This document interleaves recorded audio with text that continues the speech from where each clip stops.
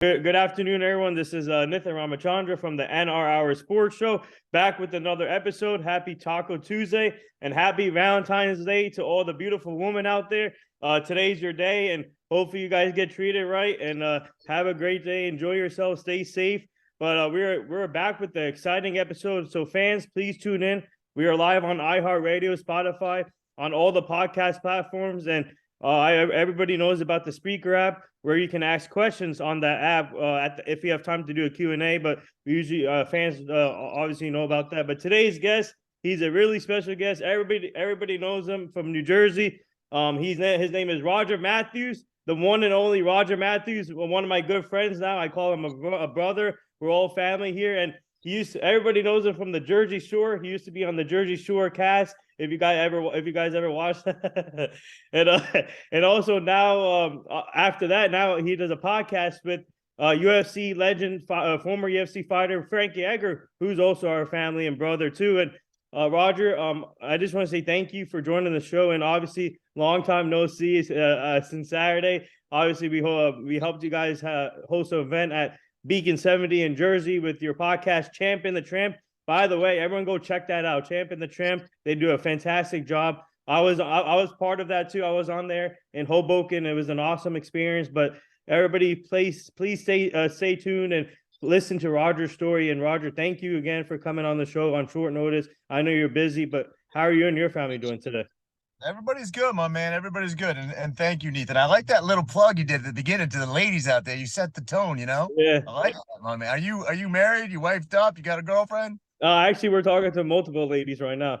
So Hey, listen, I like how you slid that in right off the front, right off the get-go. That's yeah. why you're the player. That's why you're the player. Yeah. Things are good, man. My kids were a little under the weather this week. It's kind of going around. But generally speaking, very happy, very healthy kids. They actually leave tomorrow to go to Egypt with their mother. So that's kind of a one in a lifetime opportunity. Of course, I'm going to be stressed out because my kids will be in another country, and that's what dads do, right? But I'm very happy for them. I'm very excited for them. So yeah, they're going to go over, see the Great Pyramids, and do some photo ops. And I think it's always good for, especially at a young age, to get culture and diversity. My dad took me a little bit around when I was younger, high school-ish. Got to see Europe a little bit, got to go to Austria, ski the Alps. I went to Alaska right out of high school, worked on a fishing boat. I think it diversifies you. It shows you a little bit. I think so many people in today's day and age, they never get out of where they're from, and they're so judgmental, you know? I feel like everybody wants to shit on America nowadays, and it's go fucking check out the rest of the world, you know what I mean? And then talk about it, you know? So how speaking on that, how does the teachers feel about the kids going away?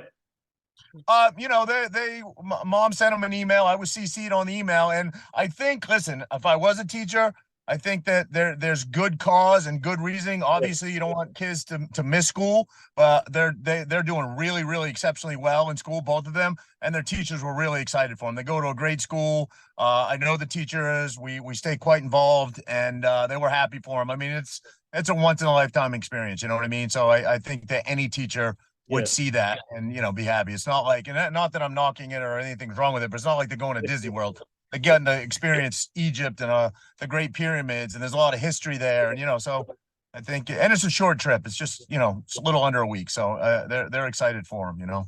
Oh wow, yeah. So let's get started here. Obviously, everybody, all my fans here in Jersey know about you, but tell our fans from around the country a little bit more about your story, and tell about your background. How do you get into TV and in the production side of it too?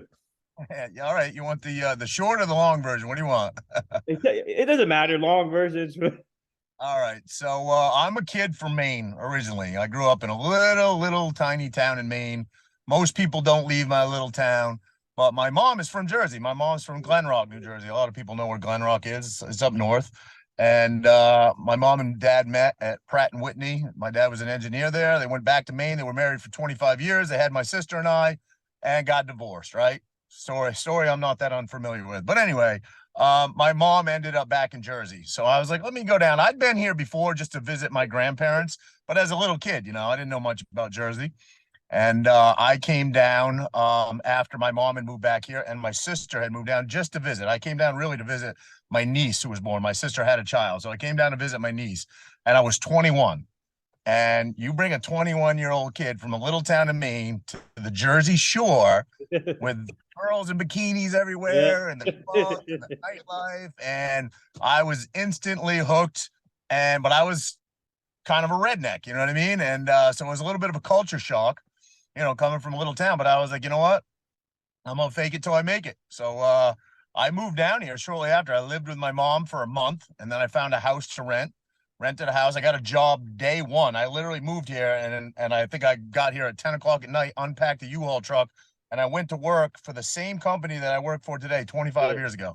Kind of crazy. But anyway, yeah, so I lived here for a number of years. I kind of shook off the overalls and the flannel shirts and joined the gym, right? Put some muscles on, got some tattoos, and then lo and behold, MTV starts filming a show in Seaside Heights, which is in my backyard. So it kind of happened very organically, for me. I certainly, I would have never tried out for something like that. I never did. I mean, I don't know if people know my story at all. It wasn't like I tried out, and I'm not knocking those that did or my ex in any way. Good for them. They made a hell of a career of it, made a lot of money. But for me, I just would have never done that. I think I would have got too much anxiety. Plus I was a little older, you got to remember. I mean, those guys were like early 20s. I was like early 30s. So yeah, so I'm at a club one night, and we saw a film crew in the back. I'm at Karma, the infamous Karma, right? Which is no longer there, by the way. They tore that down.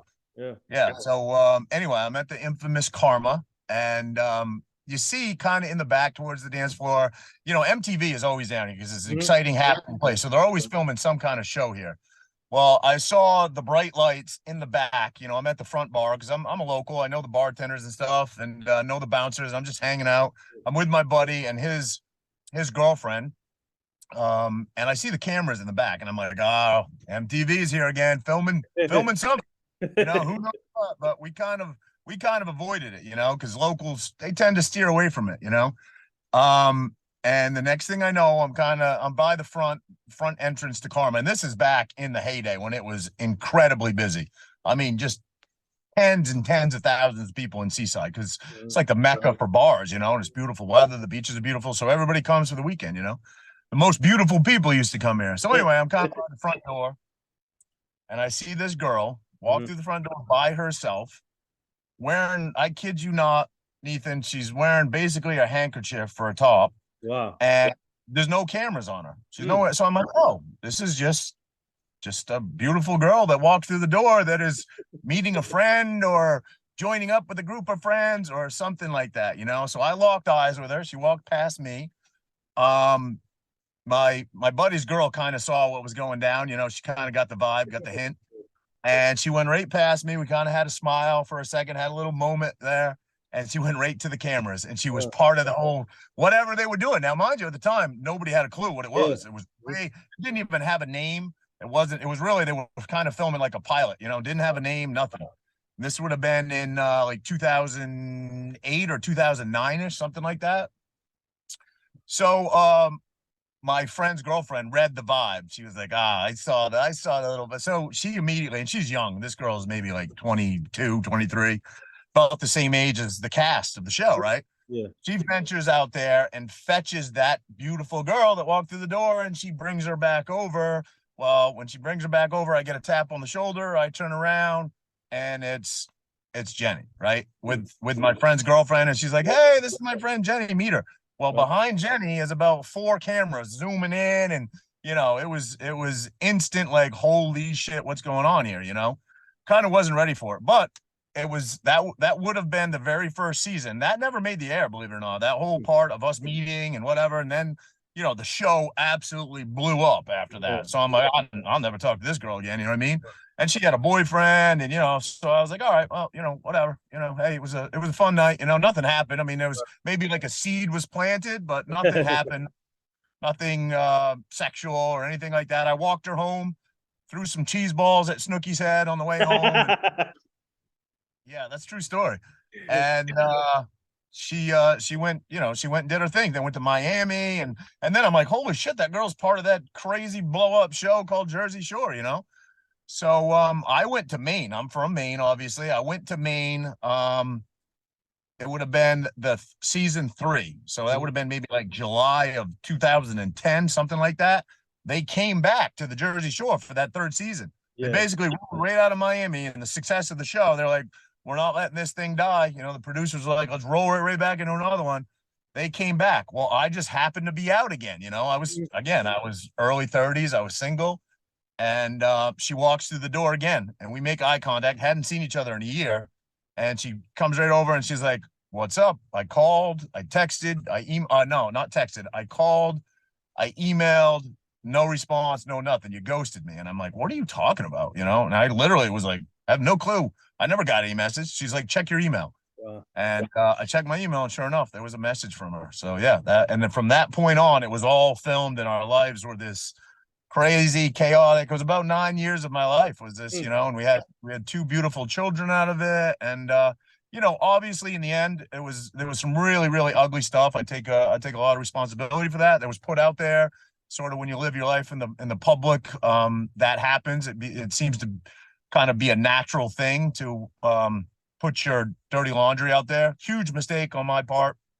But you know, the end game is to always be good parents and always co-parent well. She's happy. I'm happy. We co-parent well. I would say we're friends at this point. All good, all love. The world keeps on fucking turning. Yeah. And as long as my kids are happy and healthy, I don't care about anything else. It's all white noise at this point. Well, all I can say is that you're killing it right now with Frank Yeager. You guys have a great thing going on with your podcast, and I love what you see with the kids. And I gotta before we go any further, you gotta tell our fans about what you guys do with the ice bats and how do you and then you got your kids are involved with it, and Frankie does it too. And how do you get used to that? Like especially in the cold weather, you've been doing the ice bats. So how does that work? Well, I think you know anybody. I think you need a little backstory on Frankie. Frankie is absolutely driven by suffering. He's driven and motivated by suffering. He believes, and I think listen.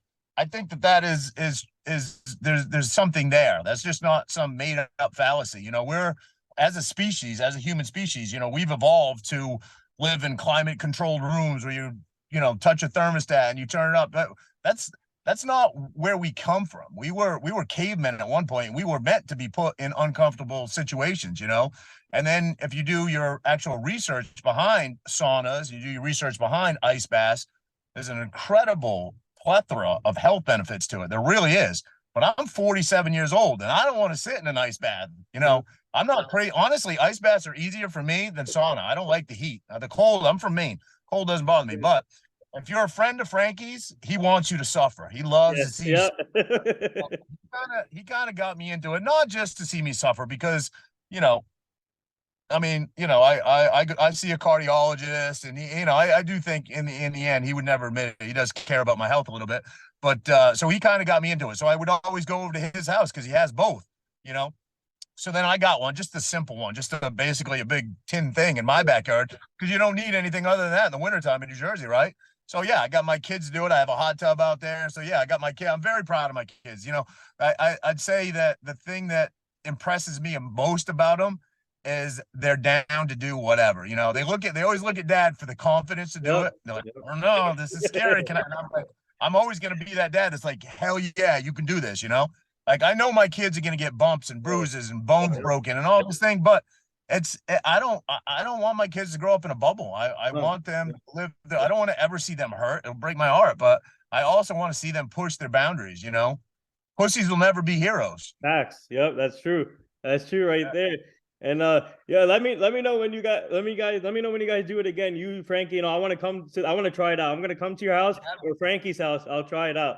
Yeah. He's got all the high tech stuff. I got the low budget stuff in my backyard. I want to go to his backyard. His budget's a little bigger. Yeah, so I gotta ask you. Obviously, obviously you said before you're 21 years old when you moved down here to the Jersey Shore. And would you say coming into 21, always you want to all 21-year-olds party? And obviously, when I was 20, I'm 27 now, but when I was 21, I party all the time too. I still party now too. But did you come in seeing the Jersey Shore like a mini Vegas? What did you think about it the first time you got here? Did you Oh, think of it as like a mini Vegas? Everything like there's a lot of things to do down here.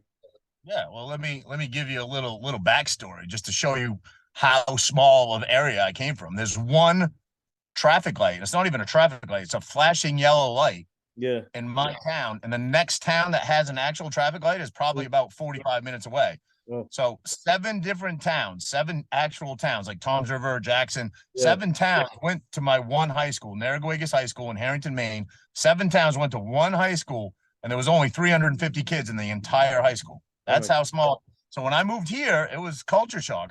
There's traffic lights everywhere. These stupid ass things called the fucking you got to make a right to make a left. The jug handles down here. I couldn't figure those out. So yeah, it was a little bit of culture shock, but I knew. Listen, I love where I'm from. I love down East Maine. I love Maine in general. I love it, but I can always go back there. I knew in my 20s and even in my 30s, and now I'm in my 40s. That I just needed to get out. I needed to see a little of the world. I needed to see some excitement. It's always kind of been in me. So yeah, I don't have any regrets. Maine is beloved to me. I may end up back there one day. It tends as you get older, you tend to slow down a little bit. It's a great place to retire. But yeah, it was for sure. To answer your question, Jersey was definitely a little culture shock. Very fast paced way of life down here. Everybody drives like a madman. You cut somebody off, they want to jump out in the middle of the street and fight you and stuff. So, and again, remember, I was not a muscle bound, tattooed up dude when I moved there. I was a little pencil neck redneck from Maine. So I had to catch up with everybody. To become a Guido. Yeah, so I what was it like just to be working with the cast of Jersey Shore? Obviously, not limiting the outside distractions, but just working with the cast like Snooki, Mike the Situation, DJ Paula D. You can go down the list, but what was it like just working with them, getting to know them, and putting a show together, which is hard to do now these days. But what was it like for you? Just what did that mean to you just to come together, work together with that type of crew? Yeah, well, I mean, I would say first of all, it was the perfect storm, right timing, right casting, right concept, right? Like they just nailed everything. Everything was perfect. You had to, probably the number one comment I hear is anybody could do that. Anybody could do that. Anybody could. Hey, you just get drunk and they film it. No, first of all the people that have ever said that to me are as boring as fucking sheetrock. You know what I mean? So it's not true. You have to have the complexity and the diversities and the personalities. Obviously, adding alcohol helps. You got to Yep. have the right setting. You got to be in the right. It was kind of the perfect storm, and that's back when TV shows were huge. They were blockbusters. Now there's so much saturation and there's so much competition. It's hard. Reality TV shows don't really see the numbers that they did back in like 2009, 2010. I mean, they were getting like network ratings back then, like crazy numbers, like 10, 15 million views. So as far as the cast goes, I never had any issues with anybody. I mean, Ronnie and I probably hit it off the best. I would say we still talk to this day. I think it helped me. The boys naturally had a rivalry with any girls with any guys the girls brought into the house. I don't think it hurt my cause at all to be 6'4" and 250 pounds. There wasn't a whole lot of shit talking going on there, but they were nice. Got along with them. Obviously, in the end, when we got separated, obviously there was a lot of side taking and all that sort of thing. I hold no grudges about that. That's all fine. It's all good. I'm onwards and upwards, baby. I'm moving on. I'm not fucking holding on to any of that shit. But yeah, no beef with anybody. Got along with everybody really well. It's not an easy thing to do. If anybody has not experience reality TV, you think it's easy. It is not. And I'm not saying it's not because like you're expected to act or anything. It's just you have to be interesting, and there has to be some sort of dynamic there between the personalities to make it interesting. Like if it was just here's a good example. I went to Italy to visit when they went over to Italy and they filmed. I went over there for a long weekend, right? And not one second of my time over there made the air. Do you know why? Because we got along great. We got along great. Nobody wants to see a couple holding hands riding a Ferris wheel. They want to see fucking train wrecks. You know what I mean? Made the air. So as long as you can keep that action going and those train wrecks happening, it's going to make for a successful show. You know what I mean? I mean, a lot of people go to hockey fights not to watch hockey. They go to watch the fights, you know? Yeah. Just like But UFC. at this point in my life, I'm happy that I've left it in my rearview mirror, but I'm also happy for them. They're still filming to this day. And hey, my kids are going to go to a really good college because mom has done well in the reality TV business, you know, and I'm not hating on that in any way. Yeah, so now like transitioning obviously from Jersey Shore, and you work in your own business now, and also the podcast with Frankie. But tell our fans about your new business, what you're doing, and also how did Frankie reach out to you about coming to become the co-host of Frankie's podcast, Champ the Tramp? Yeah, I've told this story before, but Champ and the Tramp came to, well, we've been doing it for over 3 years now. But about 4 years ago, Frankie and I have been friends for, God, probably 15, 20 years. I was always a fan. You know, I lived in Tom's River, and I've always been a UFC guy from back in the main days. I watched UFC 1 all the way up through. I'm not really a sports fanatic. That's when you asked me to come on the show. I'm like, Jesus Christ, I hope this guy's not going to ask me about baseball. I couldn't tell you shit about it. But MMA, you know, I know I'm fairly well versed. I've followed it forever. So when I moved to Tom's River, Frankie's a Tom's River guy. Yep. And I made friends with people that were friends with him, you know, and I'm like, I'm going to run into this guy at some point. Well, we did. We ran into each other, and then he started teaching an MMA class with Steve Rivera, legendary wrestling coach Steve Rivera, his son Sebastian Rivera. You should have him on if you haven't. He's an absolute stud, legend wrestler. But anyway, he had something called the Barn, which is basically a horse barn that they made into a wrestling MMA gym. And Frankie was teaching classes out of there, and it was kind of a legendary spot. It would get so hot in that place. But anyway, I went. I started going a couple days a week, and I didn't know how to fight. But it was just camaraderie. It was cool. It was fun. I was learning a technique, and I was getting to hang out with my hero, Frankie. Right? Again, this is 15 years ago, probably. So we got to hit it off. We got to be friends. And I remember one day I was at work. I'm a union guy. I was at work, and I passed him on the road. I was in my work truck, and I passed him, and he called me, and I'm like, "Hey, bud, what's up?" And he said it. He tells the story a little different, but this is exactly what he said. He said, "Hey man, what are you doing?" I was like, you know, just working, whatever. I was like, "What are you doing?" He's like, "I'm on my way to the gym." And then he says to me, "Have you ever thought about doing a podcast?" Right. So I think he's directing the question just at me, right? Have you ever thought about doing a podcast? And I was like, no, I've never thought about doing a podcast. Not knowing that he meant me and him, you know what I mean? I thought it was the weirdest question. Now, if you know Frankie at all, he don't like to bother people. It's like he don't like to even ask guests to come on. It's just not. He doesn't like asking anybody for anything. So he let it go. He's like, okay, cool, later, bud.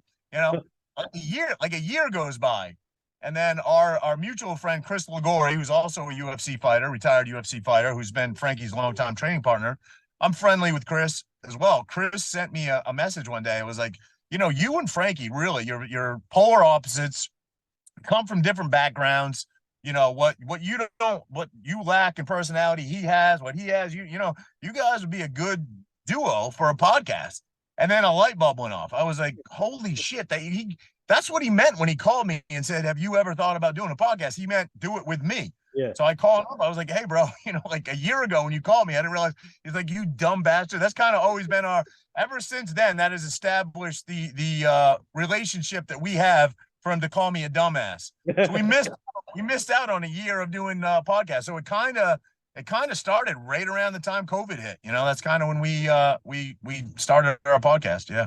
Wow, that's amazing. And that's what did that mean to you? That when Frankie reached out to you and to tell you that he wanted you to be the co-host, and what did that mean to you? Yeah, man. I mean, listen, that dude has been loyal to me from day one. He's been, you know, through all the shit and the bad times and, you know, being in headlines and fucking TMZ and all that.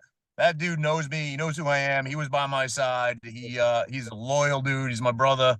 And it's just an honor. You know, I don't really have a talent. Let's be honest. I don't have a talent. Normal. That dude has got talent coming out his ass, and he wants me to be his co-host partner. It's pretty cool, man. It's, you know, and we've always said from day one, because we're just two idiots in a basement that don't have a clue, or I should say didn't have a clue what we were doing. A podcast is not the easiest thing to set up, especially when you're doing it all on your own, right? And we always said, you know, look, I don't have any illusions of grandeur here. I don't want to be, I'm not trying to be Joe Rogan or famous or whatever. This is just cool to do with my buddy. You know, I get to hang out with you for a couple hours a week. Come down here, we get to bro out. We've been lucky enough to have some really cool guests on. Yeah. And it's kind of our bro out session, and it's steadily been building. You know, now we're doing mobile podcasts. You've been to the last couple of them, you know, Beer Garden in Hoboken, Beacon 70 in Bricktown, New Jersey. So we're just constantly growing. We're getting bigger. You know, it's a tough market because I don't know if you know, I think there's something like, I might have this number a little up. There's something like 800,000 podcasts out right now. Yes. That's Yep. insane. It's insane, you know? So a lot of competition, but listen, we're not doing it to be rich, to be famous. We're doing it to have fun and try to put some quality content out there. Try to, you know, gather a little following that likes to hear what we have to say. You know what I mean? It's a lot of ball breaking, as you know. Yeah. Frankie loves to break my balls and call me an idiot and gay the entire time. You know? Yeah, yeah. Speaking of team though, like now with the show I have now, I have a team of 12 people who helps me out with the show, and they do all the editing. And I don't reach out to all the guests now. They have me. I have them reach out to them, and then sometimes they handle my pages. And now we're looking for 4 more people to make it 16 people on the team. But right now I have 12 great people who helps me out because I can't do this on myself now because this show is growing big time now, and I needed that 12 people, and they're doing a great job for me.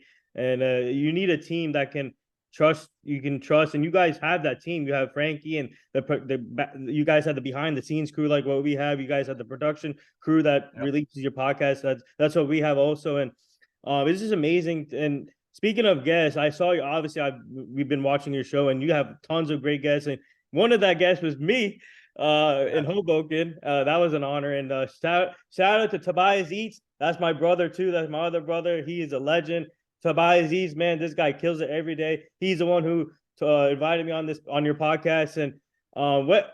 So how did this whole thing go down? Having me on the show, I'm really honored. But tell me, how did it go down? Let our fans know. And how did Tobias get this get this in the works for me and try and then come to on your podcast and explain about our stuff too? Yeah, well, I met Tobias very organically. I met Tobias just being out. He was at Asbury Ale House one night, and we just ended up talking, linking, you know, like-minded individuals. He's not stopping at anything short of success. He's a very driven dude. He's very good at what he does. He's got the gift of gab. Obviously, most of his content is food related. But I mean, that dude, it's only a matter of time before, you know, he's big time. You know what I mean? He's very well cut out for what he does. So if you don't know Tobias Eats, he's got his own food show. I think it's on YouTube, correct? And then he's pitching it right now, I think, to the Food Network. And anyway, regardless, he does a lot of Q&As and interviews, but at eateries. So he'll get an eatery, whether it be a restaurant or whatever, to sponsor his show, and then he'll usually bring a guest in. Well, he had Frankie on, you know. Frankie was one of his early guests, and then I did the show. So we had Tobias on our podcast. It was a really, really well-rated podcast. He did really well. So he had the hookup at the Beer Garden. You know, Tobias is a good dude to know because he knows everybody, right? So he had the hookup at the Beer Garden, and I said, let's do a mobile podcast from the Beer Garden, you know? And I got to give a shout out to, there's a podcast out there called the Island Podcast. That was the first podcast Frankie and I ever did, ever. They came to us. They brought their mobile podcast to us, and we did it in the very podcast room that we podcast out of now, but there was nothing in it. It was just a blank wall room. They came, they got fucking hammered, but they said, you know, normally we just do this at bars. We go to bars and we fucking, you know, interact with the crowd. And I was like, holy shit, how do you do that with a podcast and the noise and the sound? Well, it actually works pretty well. It works a little bit better with the restaurant vibe, not a club, obviously. You're not competing with DJ or whatever, but you know, we're kind of the precursor to that nightlife. And it has worked out well so far. You know, we booked a number of them. But Tobias Eats has come to almost all of them. He's always supported us. We've always supported him, and we're going to continue to work together in the future. So yeah. Yeah, like we I had Frankie on our show. We had Frankie on our show 3 years ago, and for us, for you guys to have me on the show is like truly an honor, and to get to explain our show, what we do, and other things we do, and it's just amazing. And you guys are all about family, and it's truly amazing.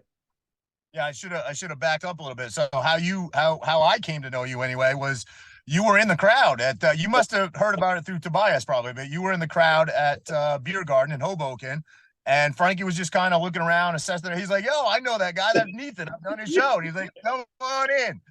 So you sat with us for a few minutes, and that was my first introduction to you. And then I kind of looked at your who's who of guests, bro. You've had some big guests on, man. Yeah. You've had some really big name guests on. You've had like huge athletes, a lot of guys in the football industry on. So good for you, man. You're definitely on the radar now for sure.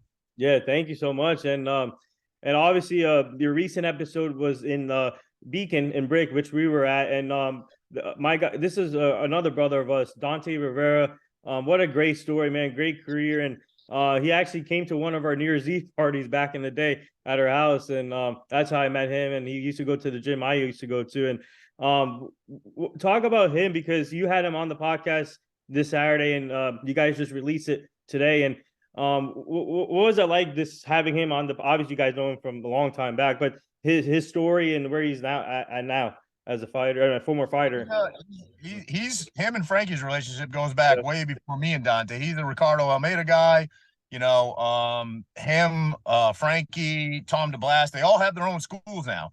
And if you're anywhere, if you're in the Freehold area, I should say, if you have a kid or yourself in the Freehold area, and you want a really, really good school especially kids. Dante, it's so weird because Dante was probably the most hardcore motherfucker. Can I swear on your podcast?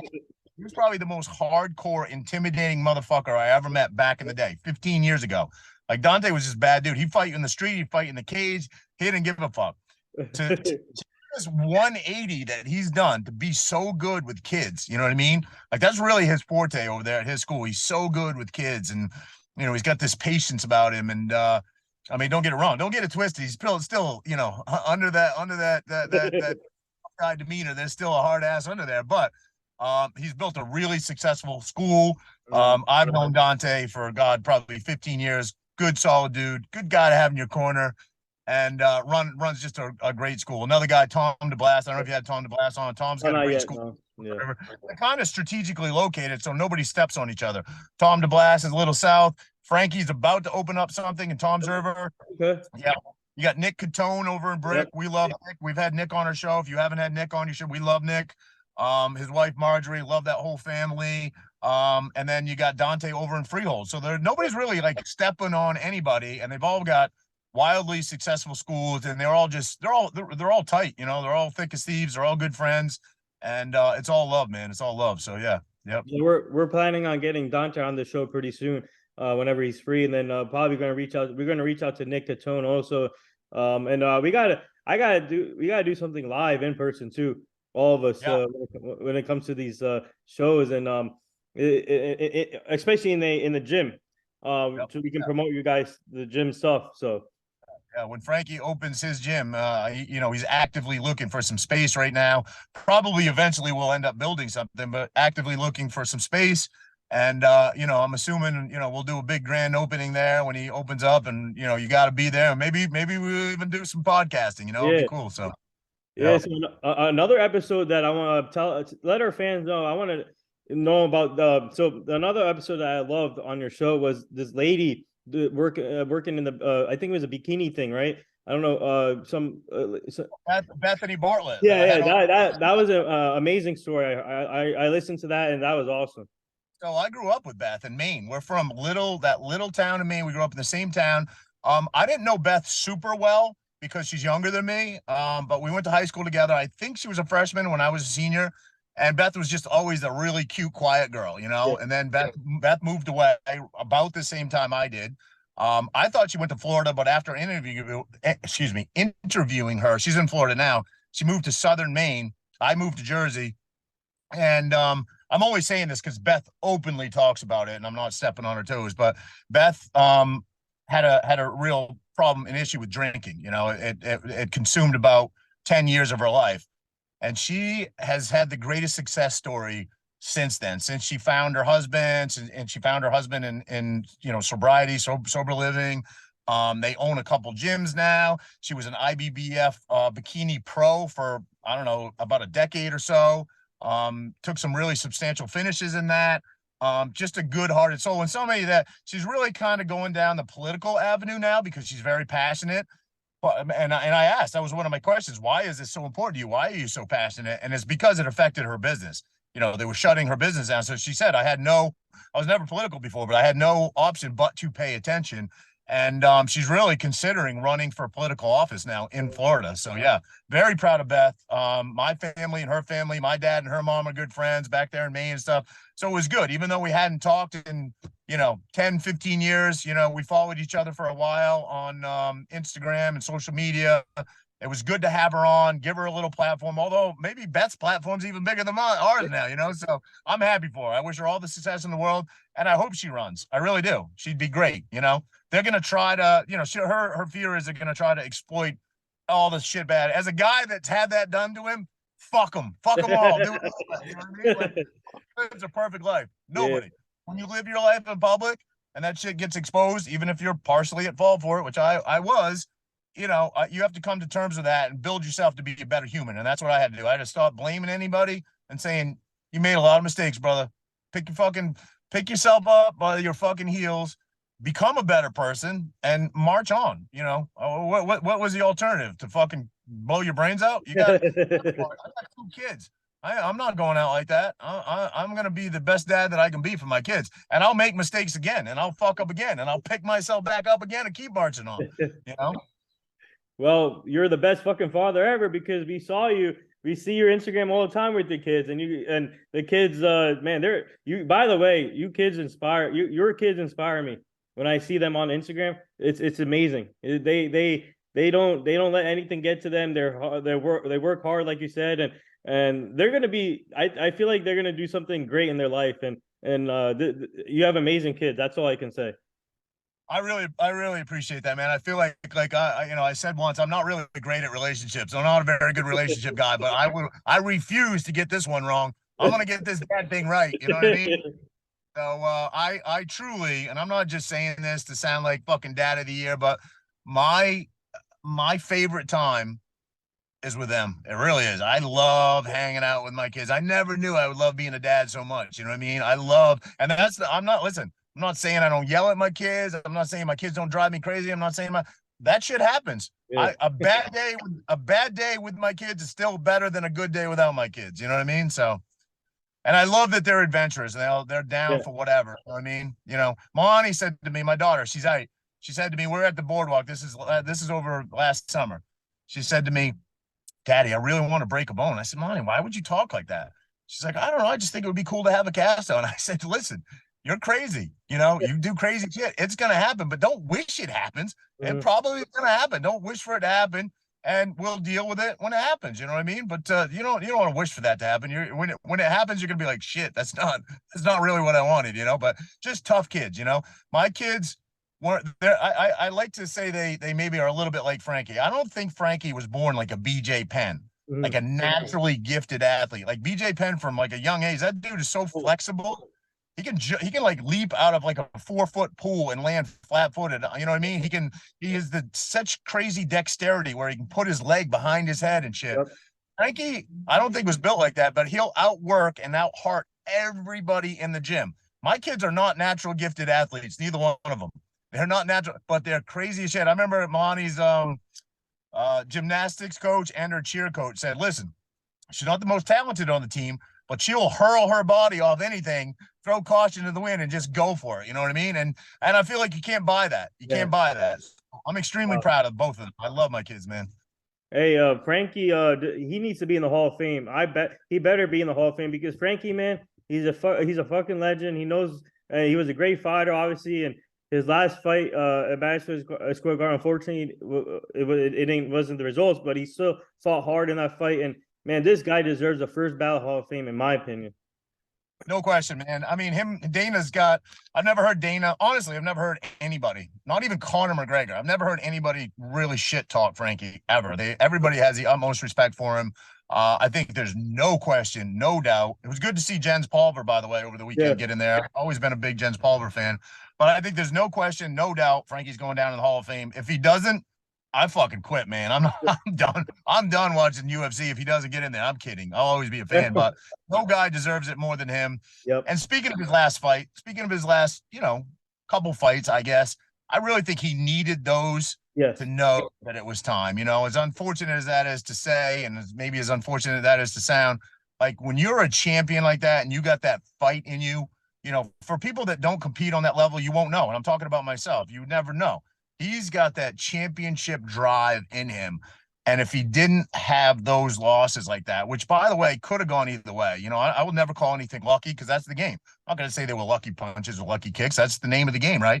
He's not making excuses. But if he didn't have those, I mean, Cheeto Vera, I mean, he was looking really good with him until he got clipped. You know what I mean? But regardless, if he didn't have those, he wouldn't know it's time to walk away. You know what I mean? Everybody needs those. It's hard to leave on top. Yeah. Because if you're on top and you're a champion, you still think you got it in you. You know what I mean? So I don't think, to me, that doesn't hurt his legacy at all. Obviously, I'm biased, but I don't believe that hurts his legacy at all. He stood in there with the best of the best in 3 different weight divisions, and he was the champ for a while. You know what I mean? I mean, who was better deserving to go in the Hall of Fame than that guy? You know what I mean? Yeah. So as much as that motherfucker breaks my balls on the show, I'll always be his biggest fan. So Hey, we got to help him get into the Hall of Fame. I want to. Me and my team needs to help him get into the Hall of Fame. We all of us need to help him get into the Hall of Fame soon. I don't mean to be dismissive of that, but honestly, I don't think we need to help him. I think he did all the work. Yeah. His resume speaks for itself. If that does not get him in the Hall of Fame, nobody's deserves it. You know what I mean? Like he absolutely does, and I would love to be there to see him receive that award. I know that would be quite meaningful to him. And he's not really, Frankie's not a trophy guy, but just he's actually pretty. He's pretty. I don't want to say shy. That's not the right word, but he doesn't like the attention. He doesn't like accolades. He didn't go out with a big, huge retirement and lay the gloves down. He doesn't care about that shit. You know what I mean? That's not how that dude's built. Yeah, so I know you're getting ready for the gym. So a couple more things. Do you have time for a fan Q&A? Yeah, Okay. let's go. All right, we got a couple of fan questions in our app on my phone here. One of our fans he loves you, by the way. One of our fans, he wants to know. He's just curious. They want to know when you're outside with your kids, how often do people come up to you? Oh man, I mean, let me start off by saying not often, but let me start off by saying, if you chose to be in the public limelight, which I guess I did, it happened very inadvertently, but then I rode with it and I chose, and you're going to be a dick to the people that made you or you know what I mean, gave you that level of success, and you're going to be a dick to people, then you're a fucking asshole. And you should have. So I've never, ever once been a dick to anybody. I never will be. I think there are opportune places for people to come up to you and approach you. Like if I'm having dinner with my 2 kids, maybe wait till we're done. That's just kind of common courtesy. But yeah, I mean, I'm a local guy, so I don't think it happens around here a lot locally. But when I go out of this area, it probably does. I mean, bro, let's call it what it is. I'm a fucking D-list celebrity from 10 years ago. I'm not Tom Cruise. But when it happens, I'm always kind. It takes longer to be a dick than it ever does to be nice. Always. Yeah. So that's true. Another fan question. So they want to know, when you were 21 years old, what was your favorite club at the Jersey Shore? Ooh, surf club. Surf club? Surf club, man. Surf. For those people that don't know, surf club was right on the beach in Ortley. It was literally, they had the best DJs. It had the best. It was almost like a day club. It was really more of a day club than it would be the Hamptons version. It would be the shore version of Neptune's in the Hamptons is what it was. You know what I mean? And Hurricane Sandy literally took that building and put it out in the middle of the Atlantic Ocean. It is gone. I think there's condos there now, but that was a sad day to see that go. I had a lot of fun at Surf Club, man. A lot of fun. Hey, you got to come. We got to go to Headliner. All of us have to go to Headliner. Yeah, man. I love that spot. Tommy up there, the owner? Yeah. I love Tommy. Good dude. Another fan question. One of our fans wants to know, what did you think of the retirement video we made for Frankie? Oh my God, I forgot that was you. Actually, Nathan. So I watched that. Obviously, I went to the fight and I watched that the day, either day of or day before. And I had Jesse Holt was in the car with me when I watched it. We both watched it together. And bro, I got a little choked up. And it was because his peers. It was what his peers said. I mean, that's the best accolades you can get is when the people you fight next to, they all say what a legend you are. I mean, it doesn't get any better than that. But and Frankie, again, I would never say embarrassed, but he does he humbly, was so grateful for that. But it's a hard thing for him to get accolades. He don't like it. You know what I mean? So I watched it with Jesse. We both got a little choked up. We got fucking fired up, ready to go. We were in the crowds going nuts for him. Didn't go his way, but hey, man, sometimes that happens. But very, very powerful video. Great edit by you, and thank you for that, man. Oh, That's something I'll have forever. I got it saved in my phone. So oh, thank you, no problem. And shout out to Jesse Hope. He's yeah, killing it with you guys too, man. He's the man. He's another person to follow, man. This guy works hard every day. Also, got a great backstory. Combat wounded vet. 101st Military. Saw some real action over there overseas in the Triangle of Death. wow. He's been through it. I'm not going to tell his life story. Maybe someday you'll have him on. He's been through Yeah. some trials and tribulations. Now his passion is skydiving, bro. This guy's he's a sky ninja now. He's also got some very unorthodox conspiracy theories that are really fun to listen to sometimes. So yeah. We'll take two more fan questions. This one of our fans wants to know, what was the funniest thing you ever did in your career? Funniest thing I ever did in my career? Yeah. Well, I don't know if I'd call it my career, but on Jersey Shore, probably one of the first scenes we ever, I don't want to call it a scene because it's not like they're not clapping the thing, but one of the first things that ever made TV was that second revisit that Jenny and I had when she came back to Seaside for the third season, and we went upstairs and we sat in a chair, and I was like, all right, Roger, don't blow it. You gotta. So I'm always like, well, listen, I wasn't gifted with I'm not the best looking dude ever, right? I'm lacking in a lot of things, but be funny. Girls love it when you're funny, right? So I busted out this line. We were just talking about, getting to know each other. And I said something along the lines of, I don't remember the complete line. I put it together, but it was something along the lines of, I hate kids and I hate Christmas. And there was some punchline to it. So that, I mean, who hates kids and who hates Christmas? You know what I mean? But it totally fell flat. Like Jenny didn't get it. When it aired on TV, nobody got it. Everybody thought I literally hate kids and hate Christmas. It was a total joke to make her laugh. She didn't get it. The crowd didn't get it. It was probably the worst line of my life. To this day, people still say, Roger, you're a great dad, and you thought you were going to hate kids. No, I never thought I was going to hate kids. It was a joke, Wow. The last question here from one of our fans, they want to know, what do you guys, they want to know, how did you guys come up with the Champ and the Tramp name? That was Frankie. I got to give Frankie credit for that. We tossed around, and you're probably going to ask me what they were. I can't remember. We were tossing around a couple names, and I think something key and something important, right, is to have something catchy, right?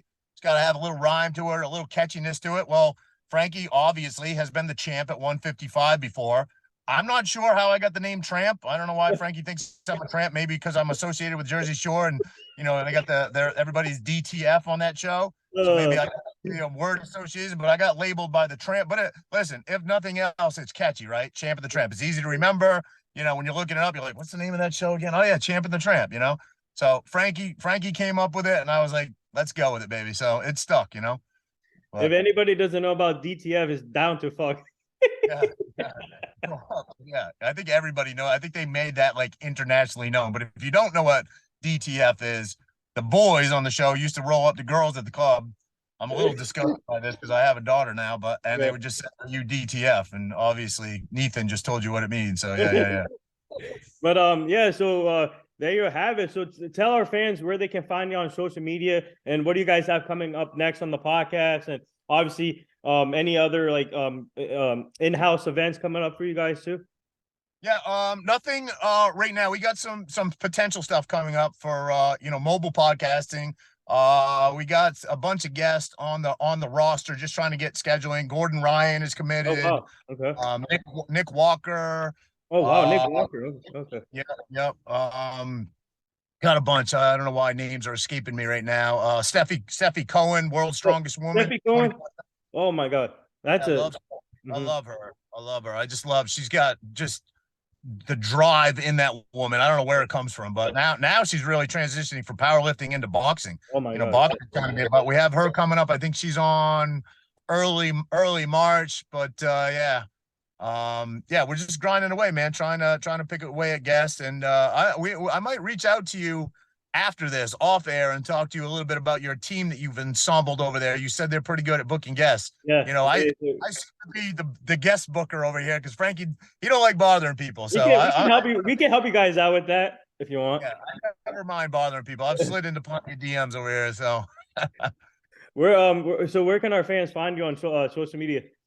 Yeah, so I think across the board, Twitter, Instagram, I'm Roger Mathews JS on that. As far as our podcast goes, Champ of the Tramp, we're literally, I believe, now on pretty much every podcast format there is. We also film all of our podcasts, even our mobile ones, and you can find that on YouTube, Champ of the Tramp on YouTube. Yeah, man, and obviously if you want to follow the legend Frankie Egger, I think he's just Frankie Egger on everything social media. So yeah, appreciate the love, guys. Appreciate the support. I'm just a little guy living in Jersey over here. I'm not sure what the interest is in me, but I so much appreciate it. Thank you. Hey, thank you for joining the show. Obviously, like I said earlier, we're brothers, we're family. All of us are family now. Frankie, Renee, you, the whole family, the whole crew are family here. And I'm just honored to be connected with you guys. And we're going to support you guys. And whenever you guys have the next event, you can book it. We'll be there. And we can do live stuff there for you guys. We can help you guys out with your show. This is truly amazing. Yeah, man. We gotta get Tobias Eats involved in Yeah, it too, Tobias. right? Yeah, get to I think we're trying to do something soon with a couple of football players, but we're working on that. But man, Tobias is always on the run, working hard too, man. Go give him a follow too, everyone on here. He's destined for greatness, bro. He's just got the perfect personality for what he does. So I wish him all the best. Nathan, I wish you all the best. Thank you for having me on. Appreciate all the love. And then have a great workout. Thank you, brother. Boom.